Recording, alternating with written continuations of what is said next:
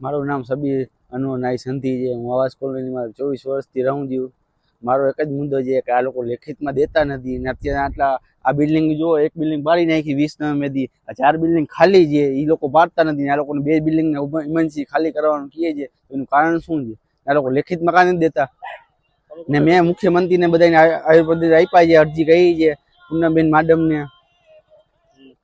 રીવાબા જાડેજાને મોકલી, દિવસભાઈ અકબરીને મોકલી છે, ત્યાં જીએમસીમાં મોકલી છે ને હજી કાંઈ પણ લેખિતમાં લોકો અમને નહીં દે તો હજી અમે આ લોકો અરજી આવી રીતના મોકલવાના રહેવાના છીએ। મારું નામ હસમુખ પંડ્યા છે। હું અહીંયા 20 વર્ષથી વધારે સમયથી અહીંયા આવાસમાં રહું છું। પણ અત્યારે મુખ્ય વસ્તુ એ બની છે કે જ્યાં મકાન ખાલી છે એ મકાનનું ડિમોલેશન નથી થતું અને જ્યાં માણસો રહે છે ત્યાં લોકોને 2 દિવસની શોર્ટ ટાઈમની નોટિસ આપી દે છે।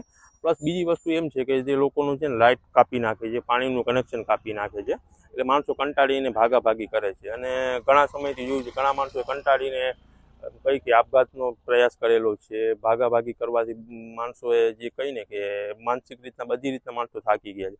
અહીંયા તમે જોઈ શકો છો કે અમુક બિલ્ડિંગ જે ખાલી છે એનું ડિમોલેશન નથી થતું અને જ્યાં માણસો રહે છે ત્યાંનું થાય છે। તો અહીંયાના લોકોનું કહેવું એક જ છે કે જ્યાં ખાલી છે અહીંયા તમે ડિમોલેશન કરો અને અમને થોડોક સમય આપો 10-15 દિવસનો, કે જેથી અમે બીજી વૈકલ્પિક વ્યવસ્થા કરી શકીએ।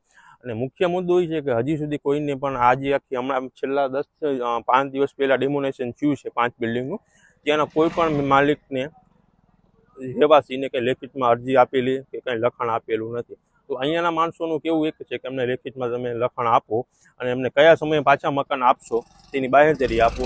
અને બીજું કે જે તે સમયે જ્યારે આ ચાલુ થયું હતું કે આવાસ જર્જરિત છે ત્યારે એમ વાત થઈ હતી જેએમસી દ્વારા કે અમને ભાડું આપશી, રહેવાની વૈકલ્પિક વ્યવસ્થા કરી આપશી, પણ તેની કોઈ ચર્ચા કરવામાં આવતી નથી।